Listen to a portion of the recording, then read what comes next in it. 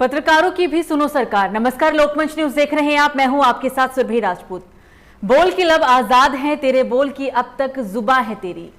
फैज की ये लाइनें अभिव्यक्ति की स्वतंत्रता की बात करती है, जुल्म के सामने आवाज उठाने की बात करती है, गलत को गलत कहने की बात करते हैं। लेकिन वर्तमान समय में गलत को गलत कहने की सजा मिलती है और इसका सबसे ज्यादा खामियाजा पत्रकारों को ही भुगतना पड़ता है। अगर पत्रकार सरकारी योजनाओं के घोटालों को उजागर करता है तो प्रशासन की तरफ से उसके ऊपर मुकदमे की बौछार कर दी जाती है। अगर पत्रकार माफियाओं के खिलाफ लिखता है और बोलता है तो उसको गोली मार दी जाती है, उसके परिवारों को धमकी दी जाती है। और अगर पत्रकार सरकार की नीतियों की आलोचना कर दे तो सच कहने की कीमत में उसके ऊपर राजद्रोह तक का मुकदमा चला दिया जाता है।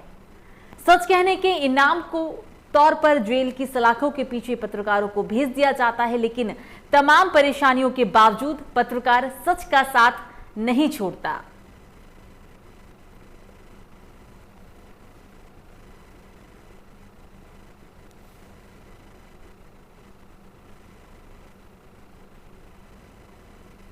सराय नहीं, पत्रकार जो पिटे हैं कैसे ना होगा। पत्रकारिता छोड़ करके नेतागिरी करो, पत्रकारिता छोड़ करके नेतागिरी करो। नहीं सर, एक बार बताए एप्लीकेशन दे चुके पास नेतागिरी कर रहे हैं। और आज इसी पर हम चर्चा करने के लिए हमारे साथ मौजूद हैं अशोक दुबे, वरिष्ठ पत्रकार, अर्जुन गौड़, संवाददाता हरदोई से, और संजीव द्विवेदी वकील हैं। तीनों से बातचीत करेंगे और जानने की कोशिश करेंगे क्योंकि जिस तरीके से सच बोलने के पीछे पत्रकारों को जो सजा दी जाती है, हम लोकतंत्र में रह रहे हैं, हमारा देश एक लोकतंत्र का है। देश के अंदर चौथा स्तंभ पत्रकारों को माना जाता है, लेकिन बावजूद इसके सच बोलने की सजा भी पत्रकारों को झेलनी पड़ती है। प्रशासन की तरफ से उसके ऊपर कई मुकदमों की बौछार कर दी जाती है अगर वो सच बोलता है। पत्रकार अगर माफियाओं के खिलाफ लिखता है, बोलता है तो उसको गोली मार भी दी जाती है, उसके परिवार को धमकी दी जाती है। पत्रकार सरकार की नीतियों की आलोचना कर दे तो सच कहने की कीमत उसके ऊपर राजद्रोह का मुकदमा चलाया जाता है। आज इन्हीं मुद्दों पर चर्चा करने वाले हैं, बातचीत करने वाले हैं, क्योंकि जिस तरीके से लगातार आज के समय में पत्रकारों को धमकी दी जाती है, पत्रकारों की हत्या कर दी जाती है, इन्हीं चीजों पर आज चर्चा होगी। और हमारे साथ वरिष्ठ पत्रकार हमारे साथ मौजूद हैं, अशोक दुबे, अर्जुन गौड़, संवाददाता हरदोई से, और संजीव द्विवेदी वकील हैं। आप तीनों का ही बहुत बहुत स्वागत है लोकमंच न्यूज में। क्या आप सभी मुझे सुन पा रहे हैं? जी हाँ, बिल्कुल। बिल्कुल। आज हम बात करने वाले हैं क्योंकि जिस तरीके से देख रहे हैं कि सच बोलने की सजा पत्रकारों को क्या कीमत देके चुकानी पड़ती है, इसी पर आज चर्चा होगा। और चर्चा की शुरुआत करेंगे अर्जुन से। सबसे पहले आपके पास ही आएंगे। माफियाओं के खिलाफ अगर पत्रकार बोले तो गोली मार देना, परिवार को धमकी तक दे देना, ऐसे कई सारी कहानियां भी हैं, ऐसी कई सारी वारदातें सामने आई है। क्या बोलना चाहेंगे आप इसको लेकर? देखिए, मैं समझता हूँ पत्रकार लोकतंत्र का जिसे चौथा स्तंभ कहा जाता है, वो चौथा स्तंभ है। बहुत महत्वपूर्ण भूमिका निभाते हैं पत्रकार। एक लोकतंत्र के सही प्रचालन में बहुत महत्वपूर्ण भूमिका होती है उनकी। तो ऐसे में जैसा आपने कहा, गलत को गलत कहना, उसकी जो कीमत उनको चुकानी पड़ती है, ये मैं समझता हूँ ये काफी गलत है। और मेरे हिसाब से मुख्य दो बिंदु हैं जिसमें पत्रकार की सारी समस्याओं को बांटा जा सकता है। पहला, जैसे आपने कहा, देशद्रोह का मुकदमा लगाना। कभी उन्होंने कोई सच वारदात को प्रकाशित किया है, उसको अपने चैनल पे चलाया है, तो उसके खिलाफ कोई मुकदमे लगा देना, देशद्रोह का मुकदमा लगा देना।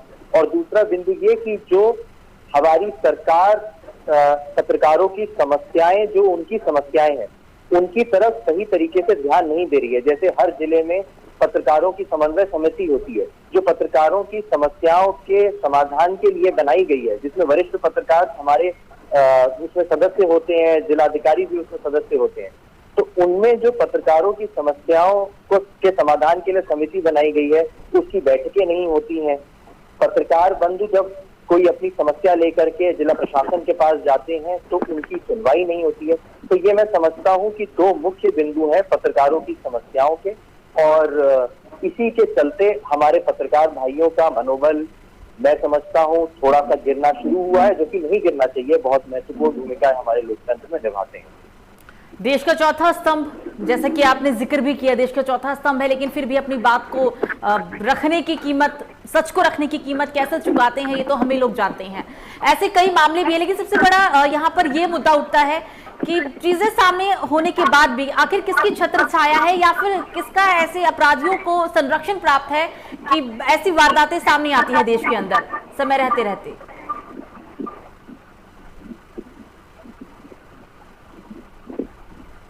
अर्जुन, क्या आप मुझे सुन पा रहे हैं? जी जी जी जी, मेरा सवाल आपसे ये है, जी मेरा सवाल आपसे ये है कि आखिर किसका छत्र छाया है, क्योंकि जिसकी सरकार उसी के खिलाफ अगर आप बोलेंगे तो खामियाजा आप कैसे भुगतेंगे सभी जानते हैं। तो किसकी छत्र छाया कहें, या फिर चौथा, जब देश का चौथा स्तंभ ही सुरक्षित नहीं तो फिर भला आम नागरिक सुरक्षित कैसे? बगल में देखिए, छत्र छाया तो मैं समझता हूँ कि किसी की तरफ उंगलियां उठाना बहुत उचित नहीं होगा, लेकिन इसमें जो सरकारी प्रणाली है उसी को ही मैं समझता हूँ कि वही इसमें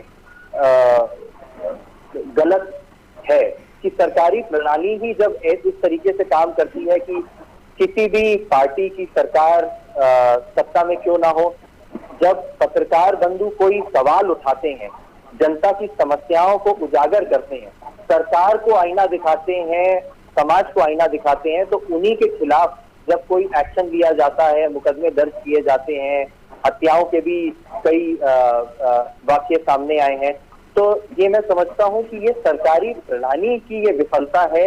इसमें कोई पार्टी इससे अलग है, ये मैं समझता हूं कि ऐसा कोई पार्टी आज नहीं कह सकती है कि वो इससे अलग है।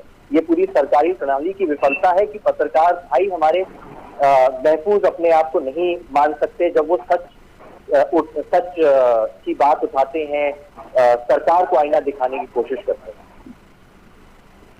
सबसे बड़ा सवाल यहाँ पर यह भी उठता है, अहम सवाल ये है कि क्या खबर लिखने के आरोप में पत्रकारों के खिलाफ एफआईआर और गिरफ्तारी जैसी कार्रवाई होती है, क्या वो उचित है?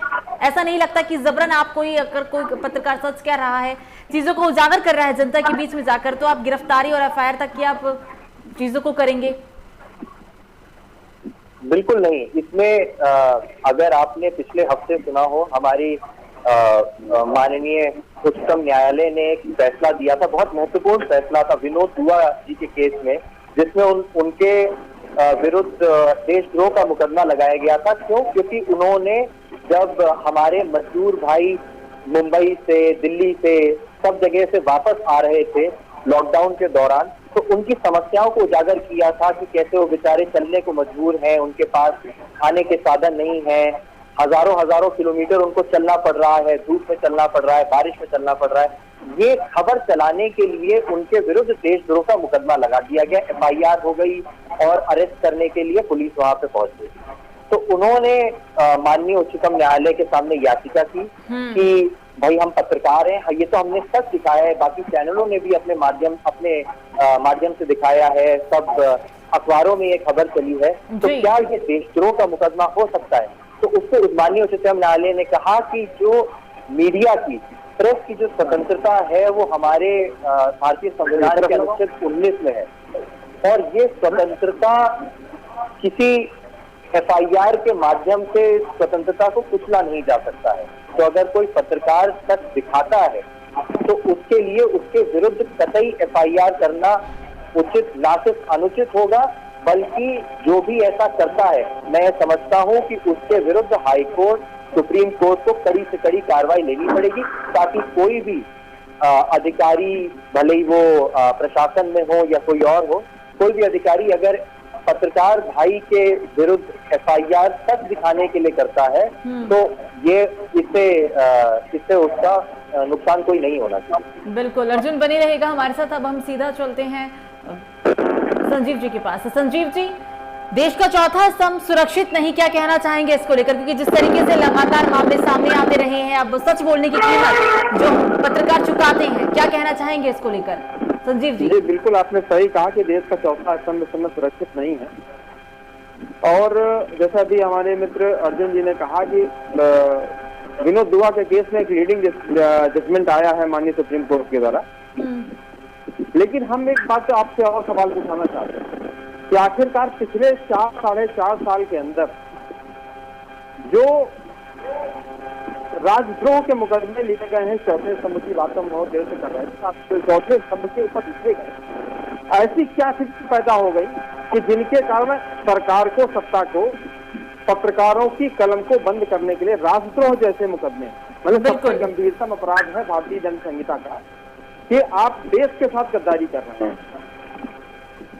आप अगर देश के साथ गद्दारी कर रहे हैं तो ऐसी स्थितियां अगर पैदा हो रही हैं तो ये सरकार को जवाब देना चाहिए कि आखिरकार हमारा जो पत्रकार है, जो अपनी जान जोखिम में डाल के सुबह से लेकर शाम तक सिर्फ जनता को सच दिखाने का प्रयास करता है, और उस जनता के सच दिखाने के प्रयास के बीच में सरकार के मनमाफी का अगर खबर नहीं चल रही है तो उस पर राजद्रोह जैसा गंभीरतम अपराध आरोपित किया जा रहा है।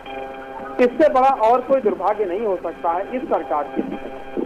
इससे पहले की सरकारें भी रही हैं, केंद्र में भी सरकार रही, स्टेट में भी सरकार रही है, लेकिन हमने नहीं सुना था कि किसी पत्रकार के ऊपर राजद्रोह जैसा मुकदमा गंभीरतम अपराध है, क्योंकि ये तो अपराध तो है, इसके अलावा ये घृणा का पात्र है। क्योंकि राजद्रोह कभी अच्छा नहीं हो सकता, अपने देश के साथ गद्दारी कभी अच्छी नहीं हो सकती। अगर देश के साथ गद्दारी हो रही है तो या तो सरकार को निर्णय करना चाहिए या पत्रकारों को स्वयं निर्णय करना चाहिए। सरकार, आप एक बात और समझ लीजिए कि अभी माननीय इलाहाबाद हाईकोर्ट ने 120 मुकदमों में से अधिकांश मुकदमों में से राजद्रोह जैसा मुकदमा हटा दिया। 120 FIR हुई थी राजद्रोह की, जिसमें अधिकांश मुकदमों में से राजद्रोह के FIR मुकदमे को हटा दिया, राजद्रोह की धारणाएं हटा दी गई। इसका मतलब क्या होता है? इसका मतलब होता है सरकार सिर्फ कलम को दबाने के लिए इस दंड संहिता के इस धारा का उपयोग कर रही है। क्यों ऐसा कर रही सरकार, मुझे समझ में नहीं आ रहा है। लगातार आप एक हफ्ता नहीं बीतता है, पूरे प्रदेश के अंदर कहीं पत्रकार बंधु की हत्या हो जाती है। कभी विक्रम जोशी की हत्या होती है, कभी सुल्तानपुर में हत्या हो रही, कभी सुब्रमण्यम त्रिपाठी की हत्या हो रही है, कभी सुबेश पांडे की हत्या हो रही है। लगातार पूरे प्रदेश के हर जिले से आप कोई ना कोई घटना देखिए जहां पर हत्याएं हो रही पत्रकारों की हत्या तो उजागर होती है। लेकिन आप सोचिए कि हमारा एक छोटा पत्रकार, उसको थाना, पुलिस, चौकी रोज जाना पड़ता है, और रोज वहां का थानेदार, रोज चौकीदार उसको भयभीत करता रहता है। उसको ये डर रहता है कि पता नहीं कल क्या होगा, मैं खबर चलाएंगे उसके बाद क्या होगा। उसके बाद दरोगा जी दरवाजे पे आ जाएंगे, बोले तुमने खबर चलाई थी, लो ये एक राजद्रोह का हमारे खिलाफ लिख दिया गया। आपने बहुत अच्छा मुद्दा आज लेके आपने चैनल पे आपने रखा है कि पत्रकारों के साथ जो दुर्घटनाएं हो रही, जो घटनाएं हो रही हैं, उसके लिए जिम्मेदार कौन है? मैं खुली रूप से कहना चाहता हूँ सत्ता पर जिम्मेदार है, जिनको पत्रकारों के संरक्षण को सबसे ज्यादा महत्वपूर्ण रखना चाहिए, क्योंकि ये वो व्यक्ति हैं, ये वो लोग हैं जो सच को सच और गलत को गलत लिखने की, कहने की क्षमता रखते हैं। ऐसे लोगों का संरक्षण की जरूरत है, ना कि उनके ऊपर मुकदमा करने की जरूरत है, उनके खिलाफ जो है किसी तरीके की दूसरी धाराओं में मुकदमा लिखने की जरूरत है। बिल्कुल संजय जी, हमारे देश की खूबसूरती यही है कि यहाँ पे लोकतंत्र का बोलने की आजादी, हम लोकतंत्र में रह रहे हैं। जब 1947 में 1950 में देश स्वतंत्र हुआ, 1947 में 50 में हमारा कॉन्स्टिट्यूशन लागू हुआ। कॉन्स्टिट्यूशन में हमारे जो फंडामेंटल राइट्स है, उस फंडामेंटल राइट में आपको फ्रीडम ऑफ स्पीच और फ्रीडम ऑफ राइट, यानी लिखने और बोलने की स्वतंत्रता आपको दी गई। हमारे जो नेता थे, जिन्होंने को एक मजबूत संविधान दिया, उसकी आर्टिकल 19 में साफ साफ लिखा गया कि लोगों को बोलने और लिखने की स्वतंत्रता होनी चाहिए, लेकिन उसको कहीं न कहीं दबाने का प्रयास हो रहा है कि आप न बोल सके, न लिख सके। क्यों? क्योंकि अगर आप बोलेंगे और लिखेंगे तो हमारा झूठ सामने उजागर आ जाएगा। इस झूठ को रोकने का प्रयास होता है, जिससे पत्रकारों के खिलाफ मुकदमेबाजी होती है, पत्रकारों के खिलाफ हत्याएं हो रही उनके खिलाफ, और विभिन्न धाराओं में कभी 376 का उपयोग किया जाता है, कभी 354 का उपयोग किया जाता है, कभी और बहुत सारी लिखी जाती है, कभी मारपीट की धाराएं, कभी बहुत सारी धाराएं लिखी जाती है। क्योंकि मैं रोज देख रहा हूँ सारी चीजों की, तो मुझे आंतरिक पीड़ा है पत्रकारों को लेके कि आखिरकार इस तरीके से पत्रकारों की कलम को दबाने का जो प्रयास हो रहा है, इस प्रयास को रोकने का निश्चित रूप से सरकार को उपाय करना चाहिए। बिल्कुल सर, बनी रहेगा। अब सीधा हम चलते हैं अशोक जी के पास। अशोक जी, कुछ हमारे पास आंकड़े हैं योगी आदित्यनाथ सरकार में, अगर बीते एक साल के अंदर पत्रकारों के सामने जो कुछ मामले आए हैं उसके बारे में बात कर लेते हैं। 16 सितंबर 2020 को सीतापुर में रविंद्र सक्सेना क्वारंटाइन सेंटर में बदतमीजी की खबर दिखाई गई थी। खामियाजा ये भुगतना पड़ा उन्हें कि सरकारी काम में बाधा डालना, आपदा प्रबंधन के अलावा SC/ST एक्ट की धाराओं में मुकदमा दर्ज। 19 जून 2020 को वाराणसी में सुप्रिया शर्मा PM के गोद लिए गांव डोमरी में भूखे रहने की विवश लोगों की खबर चलाई गई। SC/ST एक्ट 1989 किसी की मानहानि करने से जुड़े IPC की धारा में मुकदमा दर्ज किया गया। 31 अगस्त 2019 को मिर्जापुर में पंकज जायसवाल, ऐसे कई सारे मामले हैं जिसके बारे में हम गिनवा सकते हैं, बात कर सकते हैं। तो ये कैसी सरकार और ये कैसा हमारा अधिकार है कि हम अगर देश के लिए ही हम काम करें, लोगों की जनता के लिए ही जाके हम कुछ करते हैं, तो उसका खामियाजा हमें इन धाराओं के तहत भुगतना पड़ता है। अशोक जी,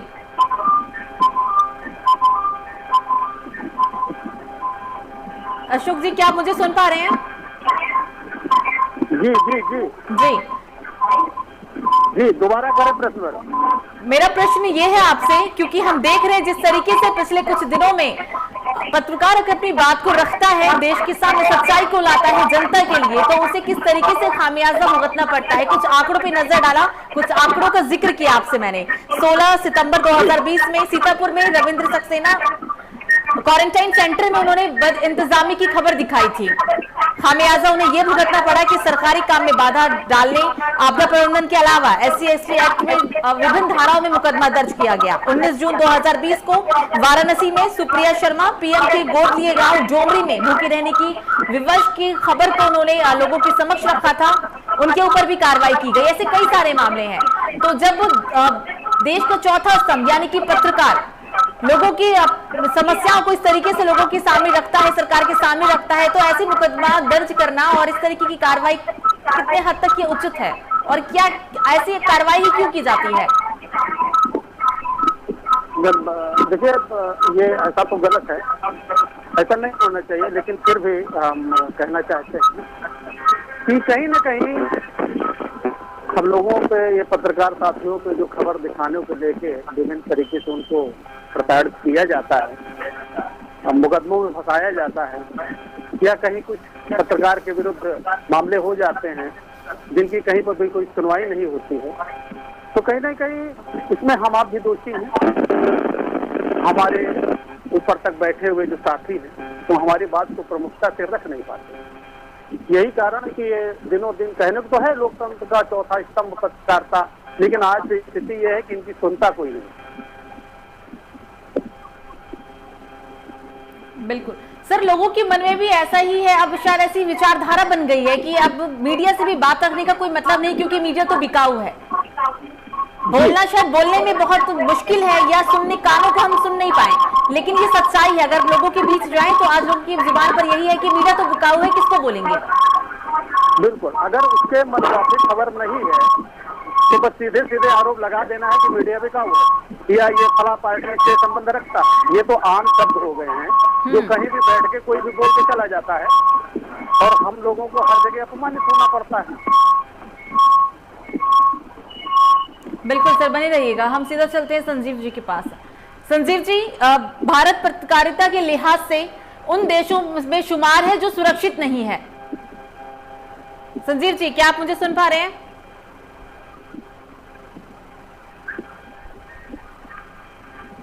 संजीव जी, क्या आप मुझे सुन पा रहे हैं? किसी तकनीकी समस्या के कारण उन तक हमारी आवाज नहीं जा पा रही है। अर्जुन जी, ये मेरा प्रश्न आपसे होगा।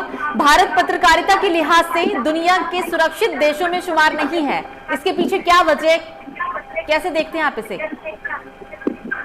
इसके पीछे पहली वजह तो आपने जो धाराओं की सूची गिनाई है वो है, और उसमें मैं कुछ और धाराएं और उसमें ऐड कर दूं। बिल्कुल। 295A, 153A, 505 भारतीय दंड संहिता की ये बहुत गंभीर धाराएं हैं, जिनमें जिनका इस्तेमाल किया गया है। अभी कुछ दिन पहले, 3-4 दिन पहले एक वाकया हुआ था हमारे उत्तर प्रदेश में ही, उसमें हमारे कई पत्रकार बंधुओं के प्रेस एजेंसीज के अगेंस्ट इन धाराओं का इस्तेमाल करके उनके अगेंस्ट FIR लिखी गई है। तो यही कारण है कि भारत उन देशों में शुमार है जिसमें कहने को तो प्रेस फ्रीडम है, कहने को तो पत्रकारिता की स्वतंत्रता है, पत्रकार को स्वतंत्रताएं प्राप्त हैं, लिखने की, बोलने की, सच खबर दिखाने की। लेकिन जब वो सच खबर दिखाता है तो आप क्या करते हैं? आप उसको विभिन्न धाराओं में FIR लिख करके उसको अंदर कर देते हैं, उसको 41A का नोटिस दे करके कहते हैं उसका शोषण करने के लिए कि आप पुलिस थाने में हाजिरी लगाइए, आप अपना बयान दीजिए, आपको क्या कहना है इस बारे में। और एक बार जब पत्रकार की छवि धूमिल हो जाती है सच दिखाने के लिए, तो उसका मनोबल गिर जाता है। अगली बार वो वही खबर दिखाने से पहले ना सिर्फ वो पत्रकार, उसके आसपास के पत्रकार, बाकी देश के पत्रकार डरने लग जाते हैं कि अगर हम यही खबर चलाने लग जाएं, हम सच दिखाने लग जाएं, तो कहीं ऐसा तो नहीं कल को हमारे दरवाजे पे 5 बजे शाम को, 6 बजे शाम को पुलिस आकर के खटखटाने लग जाए कि आप चलिए हमारे साथ पुलिस थाने, आपके विरुद्ध 295 के अंतर्गत मुकदमा लिखा गया है क्योंकि आपने धार्मिक भावनाओं को ठेस पहुंचाया है। ये मैं समझता हूँ ये सरकार को थोड़ी इसमें उदारता दिखानी होगी कि अगर कहीं पे कुछ गलत हो रहा है और उस गलत खबर को पत्रकार ने अपने चैनल पे चलाया है, अपने न्यूज़पेपर पे, उसको अखबार में उसको चलाया है, तो ये तो सरकार की उदारता होनी चाहिए कि वो सच दिखा रहा है। तो इससे तो सरकार के भी नॉलेज में ये बात आ रही है ना, सरकार के भी नॉलेज में खबर आ रही है। बिल्कुल सर, बने रहिएगा। अब हम सीधा चलते संजीव जी के पास। संजीव जी, आवाज आ रही है सर आपको मेरी? जी, आपकी आवाज आ रही है मुझे। जी संजीव जी, जैसे कि हम पत्रकारों को लेकर इस वक्त बात कर रहे हैं, एक रिपोर्ट्स की अगर नजर डालें रिपोर्ट्स पर, तो विश्व प्रेस फ्रीडम इंडेक्स 2021 में भारत की रैंकिंग पिछले साल की तरह इस बार भी 142वें स्थान पर ही है। कैसे देखते हैं आप इसे सर? बिल्कुल, ये इंडेक्स है जिसमें हमारी गिनती बहुत ऊपर है।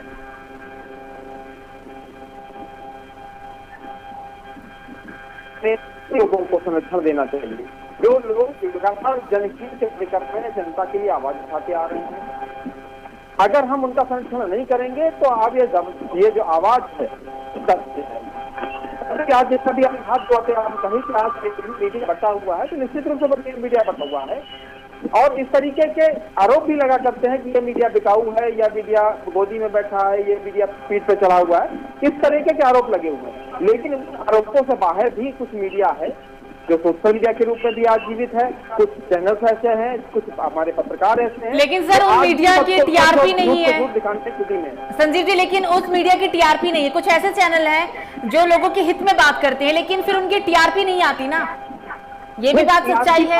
अगर सच और TRP दो अलग अलग चीजें, सच दिखाना और TRP पैदा करना, अगर TRP आप भी पैदा करना चाहें तो आपके पास TRP पैदा करने के बहुत सारे कारण हो सकते हैं, बहुत सारे तरीके हो सकते हैं, लेकिन आपके TRP पैदा करना आपका उद्देश्य नहीं है, आपका सच दिखाना आपका उद्देश्य है, ऐसे ज्वलंत मुद्दे उठाना आपका उद्देश्य है जिनसे समाज के अंदर कुछ बदलाव दिखाई दे, कुछ बदलाव हो। जनता के मन में आज TRP आपको नहीं मिली, दुर्भाग्य से आपको TRP आज नहीं मिल रही, लेकिन दावा कर सकता हूं कि अगर आप अपने सत्य के मार्ग पर टिके रहेंगे तो आने वाला चैनल ऐसा है जो सत्य दिखाता है, सत्य सुनना पसंद करता है, इसका पत्रकार बिकाऊ नहीं है। वरना आप का नहीं, आप भूत प्रेत की कहानियां दिखाने लगे, बहुत सारे कोई भूत प्रेत की कहानी दिखाते हैं, कभी किसी महल में चले जाते हैं, आपने भी देखी होगी, कोई ऐसा कुछ नहीं है। कभी वो एलियंस को लेके आए,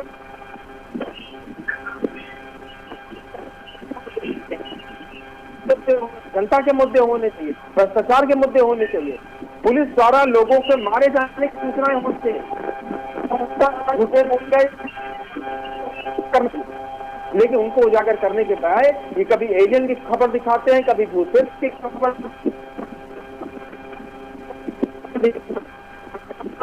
दिखाई। अच्छे को अच्छा कहिए, बुरे को बुरा कहिए। अगर अच्छे को अच्छा बुरे को बुरा नहीं कहेंगे तो सीआरपी हो पूरी जा सकते हैं, लेकिन उसे एक हमला नहीं होने वाला। और मैं निश्चित रूप से दावा कर सकता हूं कि आपने जब कलम पकड़ी होगी तो आपके मन में एक बदलाव लाने की भूमिका होगी कि मैं बदलाव लाऊंगी। मैं हर पत्रकार भाई से कहना चाहता हूं कि इसके मन में जरूर कहीं न कहीं अंदर होता है कि मैं कुछ ऐसा करूं कि जिससे बदलाव आए समाज के अंदर, ना कि लोग आरोप लगाएं कि ये तो पत्रकार बिक गया, कोई 10,000 में बिक गया, कोई 50,000 में बिक गया, कोई 5 लाख में बिक गया, कोई 5 करोड़ में बिक रहा है, हो सकता है कोई 500 करोड़ में बिक रहे हैं, कोई 100 करोड़ में बिकते हैं, आपको भी मालूम है, सब कुछ बताने की कुछ नहीं है। लेकिन ये दुर्भाग्य है। बिल्कुल नाम नहीं ले सकते, लेकिन ऐसे कई नाम हैं जो लोगों की जुबान पर नाम होता है आप भी जानती है, बताने की जरूरत नहीं, मैंने क्या कहा ना, बताने की जरूरत नहीं जी, सब कुछ जानता है। बिल्कुल ये समाज बड़ा छोटा हो चुका है, बड़ा ग्लोबल बड़ा छोटा होगा, एक चीज लोगों को मालूम है। तो जब तक पत्रकार सही बात नहीं कह पाएगा, और सही बात तभी कह पाएगा जब उसके पास सत्य को सुरक्षित रखने का तरीका और सत्य को सुरक्षित रखवाने वाले लोग होंगे, वरना सत्य सुरक्षित नहीं हो सकता। आप देखिए लगातार राजद्रोह का मुकदमा हो रहा है, जैसे अभी आप भाई बता रहे थे कि 295A का मुकदमा हो रहा है, 505 का मुकदमा हो रहा है, 153 का मुकदमा हो रहा है, 353 का मुकदमा हो रहा है, और बहुत सारी धाराएं हैं जिनमें मुकदमा लिखा जा रहा है। ये भयभीत करने का, भयभीत क्यों कर रहे हैं? हत्याएं लगातार हो रही हैं। अभी उन्नाव की 2 घटनाएं हैं, सूरज पांडे और शुभम त्रिपाठी, दोनों को मारा गया। कैसे आप सुरक्षित रख पाएंगे बताइए? हमारा साथी कैसे सुरक्षित रहेगा? वो अपने आप को सुरक्षित महसूस करेगा तभी उसकी कलम चल पाएगी, कभी उसका कैमरा चल पाएगा, नहीं तो कैमरा भी नहीं चल पाएगा और कलम भी नहीं चल पाएगी। इस कैमरा और कलम को सुरक्षित रखने की जिम्मेदारी सारे समाज की है, और खासकर सत्ता की और प्रशासनिक अधिकारियों की ज्यादा जिम्मेदारी है। बिल्कुल सर, बने रहिएगा। सीधा चलते हैं अशोक जी के पास। अशोक जी, आजकल हमें शायद सरकार से ज्यादा माफियाओं का डर है, अवैध खनन माफियाओं का, भूमाफियाओं का। ऐसे कई भूमाफिया है जिनको पत्रकारों में ज्यादा डर है, क्योंकि उन्हें लगता है कि अगर उनके खिलाफ बोलेंगे, उनके खिलाफ खबर दिखाएंगे तो मार दिए जाएंगे। जानते भी सभी हैं कि किसका किसको संरक्षण प्राप्त है, लेकिन बावजूद इसके ऐसे लोगों के खिलाफ कार्रवाई नहीं की जाती, क्यों? जी जी जी देखिए, भूमाफिया हो या खनन माफिया हो, जिनके सारे संबंध राजनेताओं से लेकर अधिकारियों तक के बड़े मधुर संबंध होते हैं। रही पत्रकार की बात, तो वही जब गांव की जनता को उस खनन के द्वारा दिक्कत होती है, परेशानी होती है, तब उस बात को पत्रकार उठाता है। जब पत्रकार उस चीज को खबर के माध्यम से उठाता है तो उसको प्रताड़ित किया जाता है अधिकारियों के द्वारा, नेताओं के कहने पर उस पर मुकदमे दर्ज किए जाते हैं, जिससे भयभीत हो जाए और वो खबर लिखना छोड़ दे। तो ये जो आज समाज की सच्चाई है, जिसमें जो अग्रणी भूमिका के लोग हैं, अधिकारी और राजनीतिक, इन दोनों के गठजोड़ से इस पत्रकारिता को कुचलने का कुचक्र रचा जा रहा है, जिससे कि हमारे किए गए क्रियाकलापों को जनता तक ना पहुंचने दिया जाए। ये इनकी एक सोची समझी रणनीति है। आज वो नहीं है कि पत्रकारिता एक स्वतंत्र है, जिसको अगर हकीकत है, अगर सरकार को चाहिए किसी के भी खिलाफ हो तो पहले उसकी जांच करा दे कि जिस भी पत्रकार भाई ने उस खबर को प्रकाशित किया है उसमें सच्चाई क्या है। अगर वो तथ्यहीन है, उसमें कोई बिंदु नहीं है जिन बिंदुओं को उठा रहा है, तो लाजिमी है उसको पर कार्रवाई करें। लेकिन अगर वो हकीकत को दिखा रहा है और उसके बावजूद उसको तरह तरह से प्रताड़ित किया जा रहा है, ये गलत है, इसको बंद होना चाहिए। अगर ये बंद नहीं होता, अन्यथा की स्थिति में आगे आने वाले समय में इसके बड़े ही दुष्परिणाम होंगे, जो समाज के लिए भी बड़े घातक होंगे। जनता के लिए क्या संदेश देना चाहेंगे और सरकार से क्या अपील करना चाहेंगे लोकमंच न्यूज के जरिए? देखिए, पत्रकार का काम होता है कि सरकार की योजनाओं को जनता तक पहुंचाना और जनता की समस्याओं को सरकार तक पहुंचाना। जो समस्याएं हैं जनता की, वो सरकार संज्ञान में ले और उनका निदान करे। यही हाल है कि जो सरकारी योजनाएं बनाती है, एक पत्रकार का काम होता है उन योजनाओं को गांव की जनता तक पहुंचाना, जिससे वो उससे लाभान्वित हो सके। अब जनता जो है किसी न किसी तल में गलती हुई, तो वो भी तो सिर्फ अपने नेताओं की बात सुनते हैं। उनके नेता ने कह दिया नहीं ऐसा नहीं है, तो उसी को सच मानते। बिल्कुल। अर्जुन जी, सरकार से क्या अपील करना चाहेंगे और देश की जनता के लिए क्या संदेश? देखिए, मेरा संदेश तो यही होगा कि आपने जैसे टीआरपी की बात करी और जो टीआरपी की होड़ लगी रहती है उसकी बात करी, तो जो अगर कोई गलत पत्रकारिता हो भी रही है कहीं पे, तो उसका भी सबसे बड़ा तोड़ यही है कि पत्रकारों को पूरी स्वतंत्रता होनी चाहिए अपनी खबर छापने के लिए। मान लिया एक पत्रकार भाई ने गलत खबर चला दी, तो उसका सबसे बड़ा तोड़ तो यही है कि बाकी जो पत्रकार हैं बाकी चैनलों पे बाकी अखबारों में सच खबर चलाएंगे, तो फिर वो टीआरपी की होड़ नहीं रह जाएगी। तो किसी भी तरीके से पत्रकार की जो पत्रकारिता की स्वतंत्रताएं हैं, पत्रकारों की जो स्वतंत्रताएं हैं, उनको रोकने से सबसे बड़ी हानि समाज को होगी और पत्रकारों को ही होगी। तो इसमें मैं समझता हूँ कोई भी बाधाएं नहीं आनी चाहिए, इसमें कोई भी रेस्ट्रिक्शंस नहीं लगने चाहिए कि अगर पत्रकार ने गलत खबर चलाई तो उस पर सरकार कोई कदम उठा सकती है या एफआईआर हो जाए या मानहानि का मुकदमा हो जाए या 150 का मुकदमा हो जाए। पूरी स्वतंत्रता होगी तभी पत्रकारिता उभरेगी। अगर गलत खबर चली तो उसके तोड़ में सही खबर चलाने के लिए हमारे सारे पत्रकार बंधु मौजूद हैं, और अगर सच खबर चली तो वो सरकार को आईना दिखाएगी, वो समाज को आईना दिखाएगी, और अंततः इसका फायदा किसको होगा? इसका फायदा समाज को होगा। आखिर अगर आईना समाज को दिखाया जा रहा है तो समाज ही उभरेगा, समाज ही इवॉल्व होगा और समाज ही नए मापदंडों के ऊपर खरा उतरेगा। बिल्कुल संजीव जी, यही सवाल आपसे और यही संदेश क्या देना चाहेंगे देश की जनता को और सरकार से क्या अपील करना चाहेंगे आप? लास्ट कमेंट जी। सरकार से तो मैं सिर्फ इतना कहना चाहता हूँ कि आप अपनी जो भी प्रशासनिक व्यवस्थाएं हैं, जो भी आपके पास इंस्ट्रूमेंट्स हैं, उन इंस्ट्रूमेंट्स का उपयोग पत्रकारों को डराने की जगह उनका संरक्षण करने के लिए करिए, जिससे पत्रकारिता में निखार भी पैदा हो, सच और पक्का हो पाए। जनता से सिर्फ इतनी अपील करना चाहता हूं कि जनता ऐसे चैनल्स को, जो चैनल टीआरपी की होड़ में है या जो सब नहीं दिखाना चाह रहे हैं, उनसे अपनी दूरी बनाए। और पत्रकार भाइयों से भी मेरा एक निवेदन है कि आप बिना भय के कम से कम सत्ता तक बात लेके आइए, कलम को दबने न दीजिए, कैमरे को दबने न दीजिए, वरना पत्रकारिता अगर खत्म हो गई तो जनता सत्य नहीं जान पाएगी और सत्ता भी कभी सच नहीं जान पाएगी। दोनों की आंखों में पर्दा होगा और उस पर्दे का नुकसान पूरे देश को होगा। बिल्कुल, आप तीनों ही हमारे न्यूज चैनल में जुड़े, हमसे बातचीत की, इसके लिए आप तीनों का बहुत बहुत शुक्रिया। हमारे साथ अशोक दुबे, अर्जुन गौड़ और संजीव थे, जिनसे हमने बात करने की कोशिश की और विचारों को जानने की कोशिश की, क्योंकि जिस तरीके से लगातार पूरे देश में पत्रकारों को लेकर हत्या के मामले सामने आ रहे हैं, तमाम तरह की ऐसी चीजें सामने आ रही हैं। देश का चौथा स्तंभ है पत्रकार, लेकिन आज के समय में हालत ऐसी हो चुकी है कि आज पत्रकार सुरक्षित नहीं है।